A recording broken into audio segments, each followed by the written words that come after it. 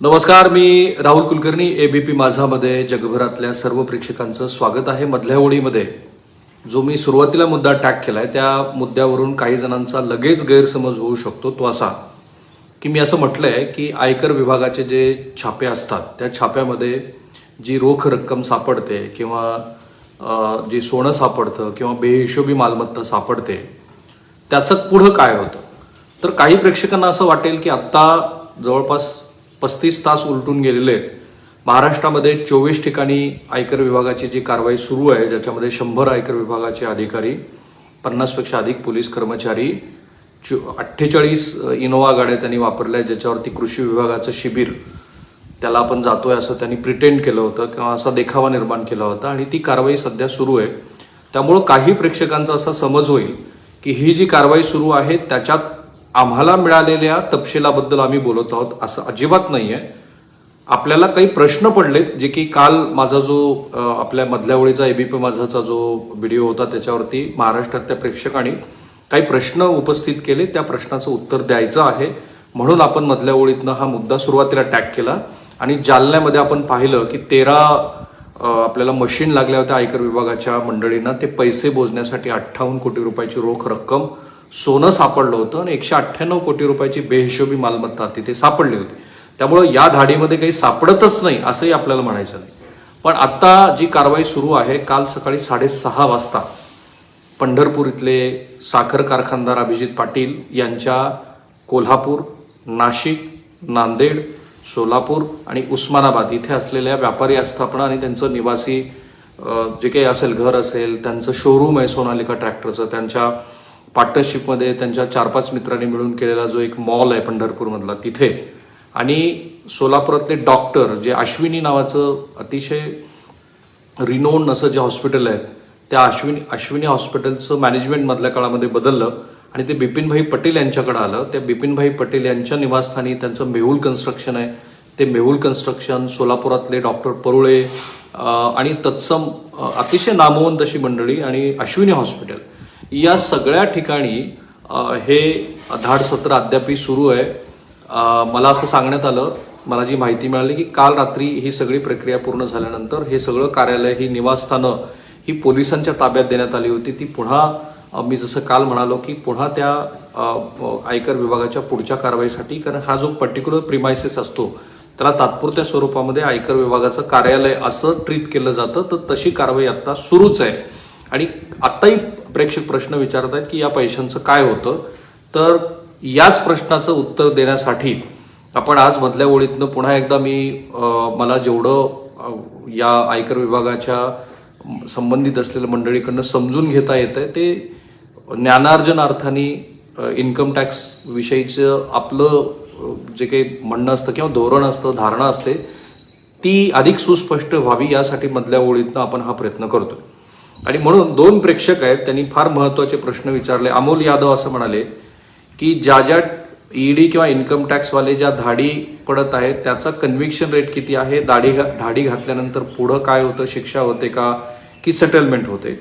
स्वप्नील पिंगळे यांनी कालच्या आपल्या व्हिडिओवरती असं म्हटलंय की AIS खूप महत्त्वाचे डॉक्युमेंट झाले आहे, आता पूर्ण कुंडली बाहेर येते. म्हणजे ॲन्युअल इन्कम टॅक्सचा तुमचा जो रिपोर्ट असतो तो त्याचा एक व्हिडिओ मी केला होता. 6-6.5 मिनिटाचा एक मुलाखत होती, लातूरमधल्या एका CAची घेतलेली. आणि तेव्हा पहिल्यांदा आपण असं सांगितलं की तुमचं पोस्ट ऑफिसमधले FD म्हणजे MIS तुमची जी असते ती, त्याच्यातनं मिळत असलेल्या RD, तुम्ही केलेले कुठेही रजिस्ट्रीचे व्यवहार किंवा तुम्हाला बँकाकडनं मिळालेले FDवरचं इंटरेस्ट किंवा असं कुठलंही उत्पन्न ज्याच्यात तुम्हाला पॅन कार्ड आणि आधार कार्ड द्यावं लागतंय, तर ती सगळी जी कुंडली आहे, कुंडली हा जरा वेगळ्या अर्थाने शब्द झाला, पण त्याचे जे तपशील आहेत ते सगळे तपशील हे आयकर विभागाकडं येतात. मला अभिजित पाटील यांच्याबद्दल काय झालेलं असू शकतं याचा एक अंदाज येतोय की त्यांचा जो राईज आहे तो त्यांच्या कर्तृत्वावर असेलही, पण त्यांचा जो राईज आहे तो एक्सपॉन्शियल आहे. म्हणजे त्याच्यामध्ये बऱ्याच प्रेक्षकांनी हा मुद्दा मांडला की एवढ्या कमी कालावधीमध्ये त्यांना 5 कारखाने मिळाले वगैरे, हे त्यांच्या कर्तृत्वाचा भाग असू शकतो. पण त्यांच्या अकाउंटवरून कदाचित जे ट्रान्झॅक्शन झालेली आहेत ती ट्रान्झॅक्शन्स आयकर विभागाच्या लक्षात आली. आणि मला आत्ता जी माहिती मिळाली तर रॅन्डम पद्धतीनं तुम्ही जे इन्कम टॅक्सचे रिटर्न फाईल करत असतात त्याला रॅन्डम पद्धतीनं, त्याला काही क्रायटेरिया आहेत त्यांचे, रॅन्डम पद्धतीनं तुमच्या इन्कम टॅक्सच्या रिटर्न्सचे तपशील चेक केले जातात. त्याच्यामध्ये जर काही फार मोठी तफावत असेल तर मग जसं काल मी म्हणालो तसं जी त्यांची एक जी रेकी करणारी टीम आहे ती रेकी करणारी टीम तुमचे व्यवहार बघत असते. आणि आत्ता जी सगळी कारवाई सुरू आहे ती कारवाई करण्यासाठीची जी टीम आहे ती इन्व्हेस्टिगेटिंग करणारी विंग असते, स्वतंत्र विंग आहे त्या सगळ्या. एक रेकी टीम आहे, कदाचित रेकी टीम ही सुद्धा इन्व्हेस्टिगेटिंग टीमचाच एक भाग आहे. असेसमेंटची एक टीम आहे, सेंट्रल सर्कल आहे की ज्याच्यामध्ये ज्या प्रश्नाचं उत्तर तुम्हाला मलाही घ्यायचं होतं की जे रोख रक्कम, जे सोनं सापडतं, जे बेहिशोबी मालमत्ता सापडते त्याचं काय झालं. आता हे जे डॉक्टर्स आहेत किंवा श्री अभिजित पाटील आहेत यांच्याबद्दलची काय शक्यता असेल तर एक्सपॉन्शियल जो ग्रोथ आहे किंवा ज्याच्यामध्ये त्यांचा जो गेल्या काही वर्षातला जो प्रोग्रेस आहे तो प्रोग्रेस बहुधा आयकर विभागाच्या लक्षात आलेला असावा. आणि ही पण एक शक्यता आहे की आज ज्या काही आपण त्याला सोकॉल धाडी वगैरे म्हणतोय तर त्याच्यामध्ये कारवाई झाल्यानंतर श्री अभिजित पाटील आणि ही जी सगळी डॉक्टर मंडळी इन्क्लुडिंग हे जे आपले बिपिनभाई पटेल आहेत त्यांनी जर आयकर विभागाला योग्य ती कागदपत्र सादर केली तर याच्यातून यांच्यावरती कुठलीही कारवाई होत नाही. पण आता मला काही गोष्टी ज्या आपल्याला इलिटरेसीचा भाग म्हणून समजून घ्यायच्या होत्या त्या मी समजून घेतल्या. आधी तर भारतामध्ये, स्वतंत्र भारतामध्ये आपण 75 वर्ष या देशाच्या स्वातंत्र्याला साजरा करत असताना जे बजेट असतं, जो अर्थसंकल्प असतो तो कायदा असतो हे आधी नीट समजून घ्यायला हवं. जे फायनान्स बिल आहे आणि म्हणून आयकराच्या संदर्भातले जे काही बदल असतात ते दरवर्षी बदलले जातात. म्हणजे आयकराचा कायदा हा असा कदाचित भारतातला एकमेव कायदा असावा की जो दरवर्षी किंवा कदाचित सर्वाधिक वेळेला बदलला गेलेला कायदा आहे. आणि त्याच्यातल्या किचकट गोष्टी आहेत असा आपला समज झाल्यामुळं आपण बऱ्याच वेळेला असं करतो की त्याच्यामधल्या ज्या तरतुदी आहेत किंवा त्याच्यातल्या ज्या गोष्टी आहेत त्या समजून न घेता व्यवहार करतो आणि तिथे अडचण होते. म्हणजे तुम्ही एखादा व्यवहार केल्यानंतर सीएला विचारता, पण आयकर विभागातल्या मंडळींचं असं मत आहे की तो व्यवहार करण्याच्या आधी सीएला विचारायला हवं. आता इथे सगळ्यात महत्त्वाची गोष्ट जी मला कळाली की पतसंस्था आहेत त्यांच्या उत्पन्नावरती कर लागत नाही. हे माझ्यासाठी फार मोठं डिस्क्लोजर होतं. पण त्यांनी जो रिटर्न भरलेला आहे तो जर वेळेवरती नाही भरला पतसंस्थांनी, म्हणजे 31 जुलै किंवा 30 सप्टेंबरपर्यंत जर तो रिटर्न फाईल नाही केला तर त्याच्यानंतर मात्र त्यांचं जे काही उत्पन्न असेल ते करपात्र होतं. म्हणजे जर तुम्ही वेळेत रिटर्न्स फाईल केले तर जो काही तुमचं उत्पन्न आहे ते उत्पन्न हे करपात्र असत नाही. पण जर तुम्ही रिटर्न्सची तारीख ओलांडून गेल्यानंतर या पतसंस्थांनी जर त्यांचे रिटर्न्स फाईल केले तर ते करपात्र उत्पन्न होतं. आता जर वेळेवर रिटर्न्स फाईल केले, बऱ्याच जण होतात, आता मी नोकरदार आहे तर मला रिटर्न्स फाईल करण्यासाठीची प्रचंड घाई असते आणि मी ती वेळेवर भरण्याचा प्रयत्न करतो, तरी सुद्धा बऱ्याच वेळेला असं होतं की शेवटच्या आठवड्यात ते भरलं जातं. पण आजपर्यंत असं झालेलं नाही की कुठेतरी मुदत टळून गेलेली आहे. पण जर असं इमॅजिन करा, जे आत्ता मला कळतं आहे त्यानुसार, की यावर्षी एखाद्या व्यापारी आस्थापनामध्ये तोटा झाला आणि त्यांनी त्या रिटर्न्समध्ये तो फाईल केला, व्यवस्थित कळवला, तर पुढच्या वर्षी जर तो तुम्हाला फायदा झाला असेल तर आधीच्या झालेल्या तोट्याचं बेनिफिट तुम्हाला पुढच्या वर्षीच्या नफ्यातनं घेता येऊ शकतं. आणि म्हणून मी म्हटलं की या धाडीच्या निमित्तानं महाराष्ट्रामध्ये मधल्या ओळीत आपण काय प्रयोग केला पाहिजे, तर तुम्हाला अधिकात अधिक फायनान्शियल लिटरेसी ज्याला म्हणतो, कमीत कमी आपण ज्याचे व्यवहार करतो आयकराचे त्याचे तरी तपशील नीट समजायला हवेत. आता मी माझं स्वतःचं उदाहरण देतो. मी मधल्या काळामध्ये एक छोटीशी शेतजमीन खरेदी केली. माझ्या शेतालाच लागून असलेली ती जमीन होती. ती जमीन खरेदी करत असताना युजली आपण काय करतो, तर एकतर त्याच्याबद्दलचा जो आपण रजिस्ट्रीला नोंदी करत असताना तो टॅक्स कमीत कमी बसावा असा प्रयत्न करतो. आपल्यापैकी बऱ्याच जणांना माहिती नाहीये की 2017 साली एक अतिशय महत्त्वाचं प्रोव्हिजन करण्यात आलं की तुम्ही 2 लाखापेक्षा अधिकची रक्कम ही कॅश स्वरूपामध्ये भरूच शकत नाही, तो स्वीकारू पण शकत नाही. जर तुम्ही ती 2 लाखापेक्षा अधिकची रक्कम स्वीकारली किंवा भरली तर ती सगळीच्या सगळी रक्कम ही दंडपात्र होते. आत्ता मला माहिती अशी मिळाली की एक व्यवहार होता, कदाचित तो लिगल व्यवहार होता, पण त्या व्यवहारामध्ये त्यांनी 28 लाख रुपये रोख स्वीकारले आणि ती सगळीच्या सगळी रक्कम ही व्हाईट असून सुद्धा आयकर विभागानं ती 100% दंड स्वरूपामध्ये त्याला ट्रीट केलं आणि 28 लाख रुपयाचा दंड झाला. त्यामुळं आत्ता हे समजून घ्यायला हवं की 2 लाखापेक्षा अधिकच्या कुठल्याही रकमेचे तुम्ही जर व्यवहार केले रोख स्वरूपात तर तो 100% त्याला दंड व्हायला लायबल आहे तो व्यक्ती. दुसरं असं होतं की मी ज्या जमिनीचा व्यवहार केला त्याच्यामध्ये जेवढा म्हणून जो व्यवहार झाला तो मी ऑन पेपर घेतला. आपण बऱ्याच वेळेला 2 लाखापेक्षा अधिकची रक्कम सुद्धा आपल्या जर रजिस्ट्र्या काढून बघितल्या ज्यांनी कुणी आत्ता मधल्या काळात व्यवहार केले असते आपण असं म्हणतो की 2 लाखापेक्षा अधिकची रक्कम म्हणजे 4 लाख रुपये मी रोख भरून पावलो, म्हणजे 4 लाख रुपये मी रोख रक्कम घेतली. पण 2017 सालचा कायदा असं सांगतो की तुम्ही 2 लाखापेक्षा अधिकची रक्कम रोख स्वरूपात घेऊच शकत नाही. पण रजिस्ट्रीच्या दस्तमध्ये आपण ते लिहितो. काही जण तर लिहितात की 10 लाख रुपये रोख घेऊन पावलो. दॅट इज हे तुमच्यासाठी मी म्हणेन की दंडपात्र होण्याचं सगळ्यात मोठं निमंत्रण आहे. मी व्यवहार करत असताना HDFC बँकेचा जो चेक होता तो चेक आणि जो त्यांना मी पैसे दिले होते, कारण आपल्यापैकी बऱ्याच जणांना माहिती नाही तुम्ही शेती विकता, ती तुमची पिढीजात शेती असेल तर त्याच्यातनं मिळालेला पैसा हा करपात्र नाही. पण लोक असा विचार करतात की एवढी रक्कम मी जर वाईट स्वरूपात घेतली तर मग त्याच्यामध्ये मला टॅक्स बसेल, इन्कम टॅक्स बसेल, पण हा तुमचा करपात्र पैसा नाही आहे. आणि त्यामुळं मी ज्यांच्याकडनं घेतली त्यांनाही मी सांगितलं की मी तुम्हाला सगळे पैसे हे चेक स्वरूपामध्ये देईन.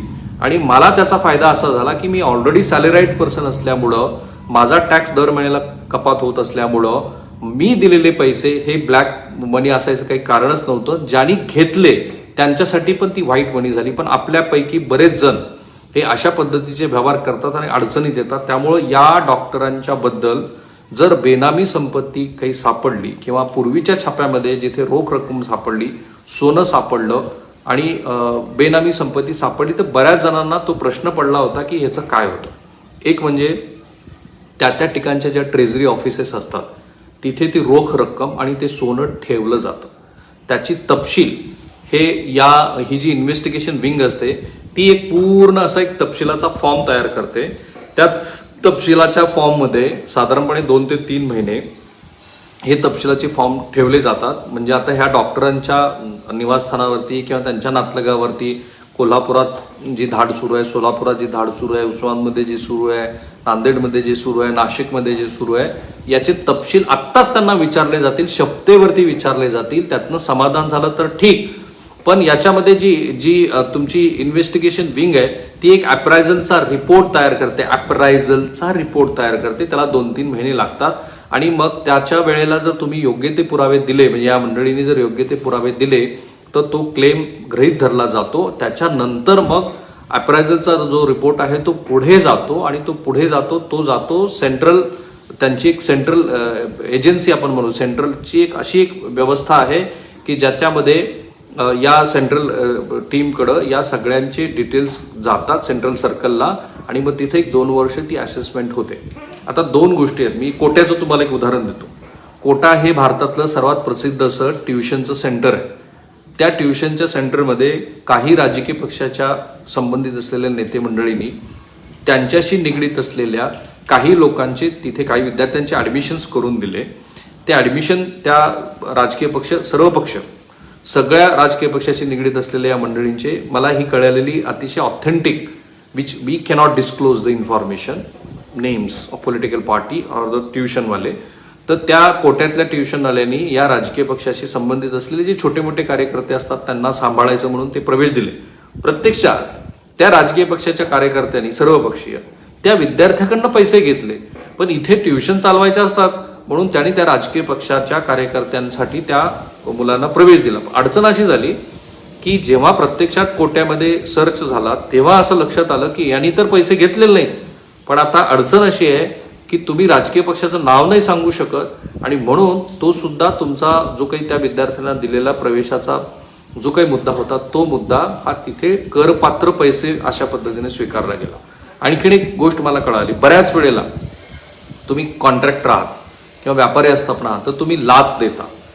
ती लाच बेकायदेशीर असते आणि ती बेकायदेशीर असलेली जी लाच आहे त्याच्या कुठेही तुम्ही नोंदी करत नाही, पण तुम्ही डायरीमध्ये लिहून ठेवता की सो अँड सो माणसाला मी 2 लाख रुपये दिले किंवा सो अँड सो व्यक्ती अधिकाऱ्याला मी 5 लाख रुपये दिले. हा कर चोरीचाच प्रकार गृहीत धरला जातो. एकीकडे तुम्ही 5 लाख रुपये देता पण दुसरीकडे ही रक्कम जी आहे ही रक्कम तुमच्या उत्पन्नाचा भाग गृहीत धरला जाते. ही सगळी गोष्ट या छाप्याच्या निमित्ताने महाराष्ट्राला कळायलाच हवी. जोपर्यंत तुम्हाला फायनान्शियल लिटरसी येणार नाही तोपर्यंत माझ्या आणि तुमच्या मनातले जे साधे साधे प्रश्न आहेत ते साधे साधे प्रश्न आपल्याला त्या प्रश्नांची उत्तरं मिळणार नाही. सो आत्तापर्यंतच्या आपल्या मधल्या ओळीचं विश्लेषण असं की 1 रिटर्न वेळेवरती भरा.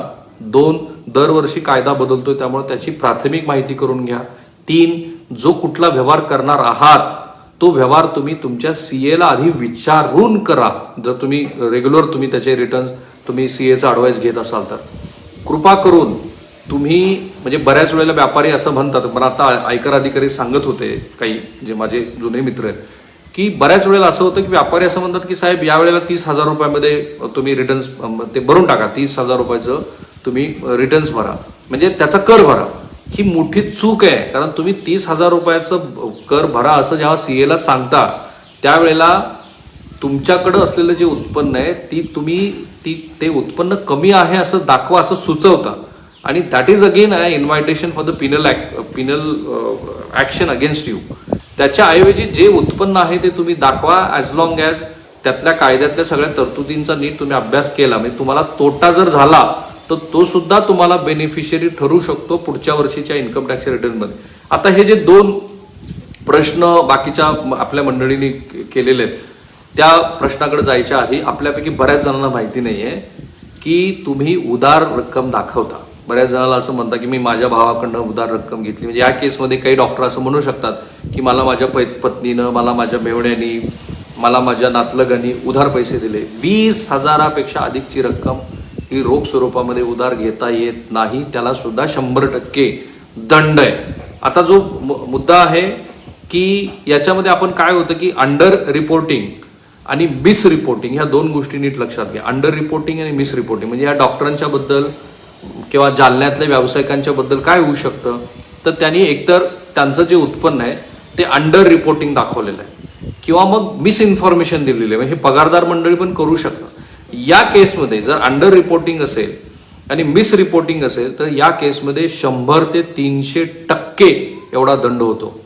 तुमची बेनामी संपत्ती तुम्ही नाही दाखवली, तुम्हाला असं मिळालेलं उत्पन्न कमी दाखवलं, अंडर रिपोर्ट केला किंवा मिस रिपोर्ट केला तर त्यासाठी 100 ते 300% एवढा दंड आहे. आणि ही प्रोसेस ही 2 वर्षापर्यंत चालू शकते. आता हे जे आपले अमोल यादव आणि स्वप्नील पिंगळे यांनी जो प्रश्न विचारला की जालन्यामध्ये जे पैसे सापडले त्यांच्या डोळ्यासमोर बहुधा त्याच गोष्टी असाव्यात. कारण अद्याप या आत्ता सुरू असलेल्या कारवाईचे कुठलेही तपशील आलेले नाही आहेत. तर त्याच्यामध्ये असं होतं की ही जी रक्कम आहे ही रक्कम जी तुमच्याकडे सापडलेली आहे त्या सापडलेल्या रकमेवरती ज्याच्या नोंदी तुमच्या खात्याला नाही आहेत त्याच्यावरती किंवा तुमच्याकडे मिळालेल्या सोन्यावरती 77.26% एवढा तुम्हाला दंड लागतो. त्याच्यावरती पुन्हा एवढा तुम्हाला कर भरावा लागतो. अधिक तुम्हाला 10% दंड आहे. म्हणजे जी रक्कम तुमची सापडलेली आहे ती सापडलेली रक्कम अधिक त्याच्यावरती तुम्हाला जो कर लागणार आहे तो 77.26% आहे. त्याच्यावरती पुन्हा 10% तुम्हाला त्याच्यावरती दंड भरावा लागतो. याच्यात एक सिस्टीम आहे ज्याला DRP म्हणतात. म्हणजे एक असं प्राधिकरण की ज्याच्याकडे तुम्ही जाऊन म्हणू शकता की हे जे अधिकारी कारवाई करतायत याच्यात खरं तर मी त्यांना सगळे तपशील दिलेले आहेत पण ते तपशील ते मान्य करत नाहीत. खरं तर मी तयार आहे टॅक्स भरण्यासाठी. ठीक आहे माझ्याकडे ही संपत्ती सापडली पण याच्यामध्ये मी टॅक्स भरण्यासाठी तयार आहे, माझी चूक झालेली आहे. तर या केसमध्ये जे तुम्हाला मी वरचं सांगितलं की याच्यामध्ये 77.26% कर आणि 10% दंड भरून तुम्ही तुमची जी संपत्ती आहे ती संपत्ती तुम्ही रेग्युलराईज करू शकता. अदरवाईज हे जे पैसे हे जे सोनं ही जी बेहिशोबी मालमत्ता सापडलेली आहे याच्यावरती 100 ते 300% दंड होतो. मी एक प्रश्न फारच बाळगोत प्रश्न विचारला होता डॉक्टर रुपेश कुमार जावळे. प्रश्न मी असा विचारला होता माझ्या त्या आयकर मित्रांना की ही असं होतं का की संपत्ती सापडली आणि त्याच्यानंतर मग ती सगळीच्या सगळी संपत्ती जी आहे त्याच्यातनं माझ्या विरोधात जी कारवाई सुरू आहे ती आता झालं म्हणजे ते 100 रुपये सापडले होते त्यांनी 100 रुपये जप्त केले असं होत नाही. बऱ्याच वेळेला त्यांनी मला असं सांगितलं की 100 रुपये तुमच्याकडे सापडले तर तुम्हाला त्याच्यापेक्षा अधिकची रक्कम भरावी लागते आणि काही वेळेला काही केसेसमध्ये 6 महिन्यापर्यंतचा तुम्हाला कारावास सुद्धा होऊ शकतो. पण त्याच्यामध्ये तितकं फार स्ट्रिंजंट कारवाई होताना दिसत नाही. आणि त्यामुळेच मी म्हटलं की आपल्या प्रेक्षकांना हा जो प्रश्न काल त्यांना पडला होता की ही जी रक्कम, हे जे सोनं, हे जी बेहिशोबी मालमत्ता सापडते त्याचं काय होतं, आता आपण असं इमॅजिन करू या अर्थाने. कारण पुन्हा एकदा मी सांगतो की माझ्याकडे अद्याप तरी याचे कुठलेही तपशील आलेले नाही आहेत की श्री अभिजित पाटील यांनी काहीतरी गैरव्यवहार केलाय किंवा त्यांनी इन्कम टॅक्सला जी योग्य माहिती द्यायची होती ती दिलेली नाही आहे, किंवा सोलापुरातले जे सन्माननीय डॉक्टर आहेत ज्यांच्यावरती आत्ता कारवाई सुरू आहे त्यांनी पण शासनाला फसवलं. पण जालन्याच्या बद्दल आपण असं निश्चित म्हणू शकतो की तिथे ज्या मंडळींनी अशा पद्धतीनं सरकारला फसवण्याचा प्रयत्न केला, इन्कम टॅक्स डिपार्टमेंटला फसवण्याचा प्रयत्न केला आहे, त्यांना 100%पेक्षा अधिकचा दंड भरावा लागणारच आहे इन एनी केस. आणि म्हणून मी म्हटलं की फायनान्शियल लिटरेसी जी आहे त्या फायनान्शियल लिटरेसीबद्दल आपल्याला माहिती असणं फार गरजेचं आहे. काही आपल्या प्रेक्षकांनी खूप वेगवेगळ्या पद्धतीनं त्यांचं जी काही कल्पनाशक्ती असते ती वापरली आहे. हे दारूवाले, बेकायदेशीर व्यवहार करणारे, ज्यांचं समाजामध्ये जे वेगवेगळ्या अनैतिक कामासाठी प्रसिद्ध आहे, तर अशा मंडळींचा पैसा इन्कम टॅक्स डिपार्टमेंटला का सापडत नाही? मला वाटतं आज तो सापडत नाही आहे गावडेजी, पण तो उद्या ना परवाच कधीतरी सापडणारच आहे. कारण एक लक्षात घ्या की तुमच्या प्रत्येक ट्रान्झॅक्शनला आता 50,000पेक्षा अधिक रकमेचं तुम्ही सोनं खरेदी केलं किंवा तुम्ही फ्लॅट घेतला किंवा प्लॉट घेतला किंवा जमीन घेतली, every your transaction is been watched, recorded by the central government. त्यामुळं आज नाही तर उद्या हा योगायोग नाही आहे की गेल्या 5 वर्षामध्ये टॅक्स भरणाऱ्यांची संख्या वाढलेली आहे. जे पूर्वी असं म्हणायचे की 2%च भारतातले नागरिक हे टॅक्स भरतात, पण आता तो 5 लाख कोटीच्या वगैरे वर समथिंग गेलेला आहे तो आकडा, की ज्यांची संख्या अशी वाढत चाललेली आहे. त्यामुळे आज नाही तर उद्या ह्या गोष्टी ह्या पब्लिक ज्या तुमची विलफुली और अनविलफुली और अननोविंगली ज्या गोष्टी तुम्हाला झडके तुम्ही म्हणजे इन द सेन्स जे लोक माफ करा लपू इच्छित आहेत, आज नाही तर उद्या ही गोष्ट सरकारच्या लक्षात येणारच आहे. सो इट इज बेटर की तुम्ही या अशा पद्धतीच्या ज्या धाडी आहेत त्या टाळण्यासाठी योग्य ती माहिती सरकारला द्या. मुळात कायदा समजून घ्या, फायनान्स बिल काय ते समजून घ्या की जे दरवर्षी बदलतं. सो थांबूया आपण इथे. मी जसं म्हणालो तसं आत्ता त्या इनोव्हा ज्या गाड्या आहेत ना, मला तर फार गंमत वाटते. म्हणजे कधी कधी ना चित्रपटासारख्याच ह्या सगळ्या गोष्टी असतात. विजय देवकटे फार इंटरेस्टिंग आहे. म्हणजे काल मी जेव्हा तिथे गेलो ना, तर तिथे गेल्यानंतर मला आता काय रिॲक्ट व्हावं असं वाटत होतं. म्हणजे साखर कारखान्याच्या परिसरात मी गेलो, तिथे गेल्यानंतर मी बघितलं एक पोलीस कर्मचारी दादा होते तिथं उभारलेले, लगेच ते असे इनशर्ट केलेले आयकरचे ऑफिसर्स आले अँड दे वर doing their own job. So त्यांनी मला विचारलं तुम्ही कोण आहात? सो मी त्यांना म्हटलं मी असं सर राहुल कुलकर्णी, मी ABP माझ्यासाठी काम करतो. मग त्यांना मी विचारलं की ह्याच्यामध्ये मी हे शूट करू शकतो का? ते म्हणले नाही नाही हे असं तुम्हाला नाही करता येणार. पण मी म्हटलं मग मी असं करतो ना, मी त्या कारखान्याच्या प्रेमायसेसच्या बाहेर जाऊन मी ते शूट करतो. So we done this. On the contrary तिकडे आमच्या सोलापूरच्या आणि कोल्हापूरच्या प्रतिनिधींनी जाऊन सगळे व्हिज्युअल वगैरे छान बनवले. So we carried all these visuals. मुद्दा असा आहे की बऱ्याच वेळेला आपण काय करायला हवं आणि कशा पद्धतीने रिॲक्ट करायला हवं याबद्दल पत्रकारांच्या मनातही खूप प्रश्न असतात. So it is better to approach them, ask them. Tax तर भरलाच पाहिजे, बरोबर आहे अमित म्हणे, I agree with you. That's why I am explaining this की तुम्ही प्रत्येक गोष्ट तुमची जी आहे ती ट्रान्सपरंट ठेवा. आणि जितकं तुम्ही ट्रान्सपरंट राहाल तितकी उत्तम गोष्ट आहे, तुम्ही शांत झोपूही शकता. सो काल खूप फनी सगळं झालं. म्हणजे मला तर या आयकर विभागाच्या कल्पकतेचंही कौतुक वाटलं की त्यांनी तिकडे राहुल वेड्स अमुक अमुक नावाची गाडी बाहेर काढली, इकडे ते कृषी शिबिराला वगैरे चालले होते आणि मग आता ते सगळे अधिकारी चिडीचूप आहेत, कारवाई शांतपणे करतात. So let us wait and watch की श्री अभिजित पाटील यांच्याबद्दलच्या कारवाईबद्दल पण जे सोशल मीडियामध्ये वेगवेगळ्या पद्धतीनं चर्चा सुरू आहे त्या सगळ्या प्रश्नांची उत्तरं आपल्याला लवकरच मिळतील. युजली इन्कम टॅक्स डिपार्टमेंट एक त्यांचं प्रेस रिलीज जारी करत असतं. ही सगळी कारवाई झाल्यानंतर मला काही वर्षापूर्वी आठवतं की महाराष्ट्रातले एक डॉक्टर आहे, मध्यंतरी रिलायन्सचं एक ट्रेनिंग सेंटर उस्मानमध्ये तो विमानाचं जे इथं ट्रेनिंग द्यायचे, इथे उस्मानमध्ये जरा बऱ्यापैकी एअर स्ट्रीप आहे. तर तिथे मी गेल्यानंतर ते सगळं बघितलं आणि तिथे एक हँगरला एक चॉपर होतं. ती चॉपर मी बघितलं, वी शूटेड एव्हरीथिंग आणि आम्ही परत आलो. 1 महिन्यानंतर मला कळालं की ते जे चॉपर आहे ना महाराष्ट्रातल्या एका डॉक्टरचं चॉपर आहे. एक छोटं 6 सीटर विमान म्हणा हवं तर. So I was shock.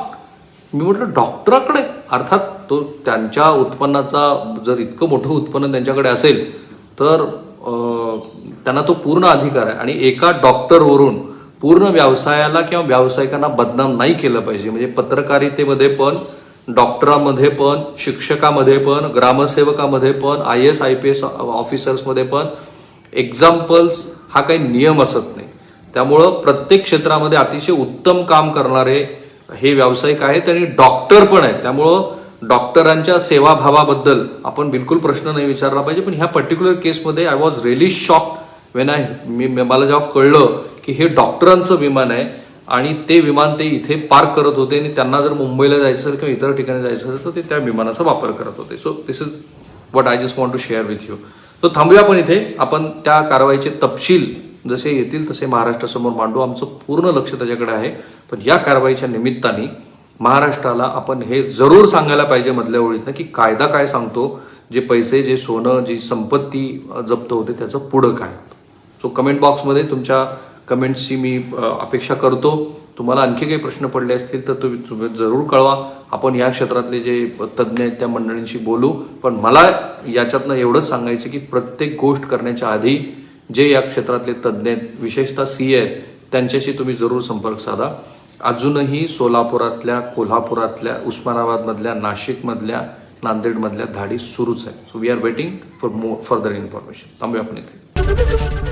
ABP माझा, उघडा डोळे बघा नीट.